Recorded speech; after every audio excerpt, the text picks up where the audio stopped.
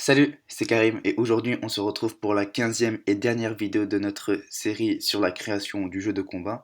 Et dans cette vidéo nous allons juste peaufiner notre jeu, c'est-à-dire que nous allons ajouter les derniers éléments restants pour que notre jeu soit mieux. Et donc je vais vous montrer les choses que nous allons améliorer dans notre jeu.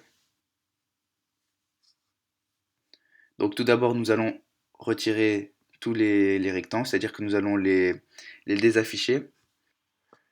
Aussi lorsque le joueur ou l'ennemi meurt, ce dernier ne peut pas bouger comme je le fais actuellement et il ne peut pas tirer lorsqu'il est mort. Et donc nous allons faire ça tout de suite. Donc juste ici, je pense que c'est... Ouais. Donc juste ici, nous allons définir que self joueur vitesse x égale 0 lorsque le joueur n'a plus de vie.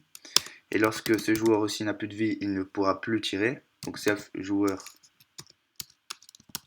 tir autorisé égale 0. Aussi, il ne peut plus sauter. Plus sauter ici. Et c'est self à sauter. Donc ici, self à sauter doit être égal à faux. Et donc on retourne dans notre main. Self joueur à sauter égale false. Et je pense que c'est bon pour le joueur. Maintenant, nous allons faire pareil avec l'ennemi. Self ennemi slash autorisé ou tir autorisé, je sais plus c'était quoi la variable. C'était tir autorisé aussi, ok. Tir autorisé égale 0. Et je pense que c'est bon. Maintenant, nous devons désafficher les rectangles. Donc, on va dans la classe joueur pour commencer. Et juste ici, je sais pas où c'est, ça doit être là. Ouais, ici. Ici, nous supprimons, en tout cas, nous mettons en commentaire. Je pense que je vais même supprimer. De toute façon, ça ne me sert plus à rien maintenant. Et nous faisons pareil pour l'ennemi, qui est juste ici. Voilà, nous supprimons. Et pour l'écran aussi.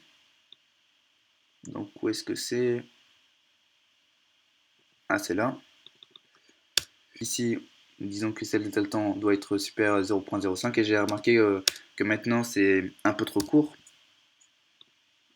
Au moins le temps de charger l'animation, comme ça, pour que ça soit plus cohérent avec l'animation. Et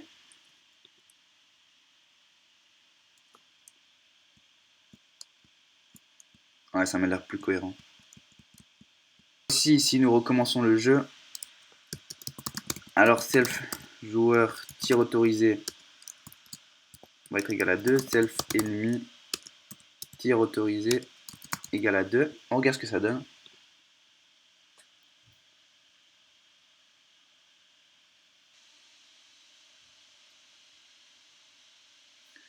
Donc ici, le joueur va mourir. Regarde ce que ça donne. Et donc le joueur meurt, il ne peut plus tirer, il ne peut plus bouger. Et si nous recommençons le jeu, voilà, il peut à nouveau tirer. On va voir si c'est la même chose pour l'ennemi. Et voilà, on regarde. Commencer. Puis sur eux. Et voilà, ça m'a l'air d'être bon. Voilà, nous en avons fini avec cette vidéo et par ricochet avec la série. Et donc j'espère qu'au travers de cette série, vous en aurez appris un peu plus sur Pygame. Et je vous dis à la prochaine pour de nouvelles vidéos.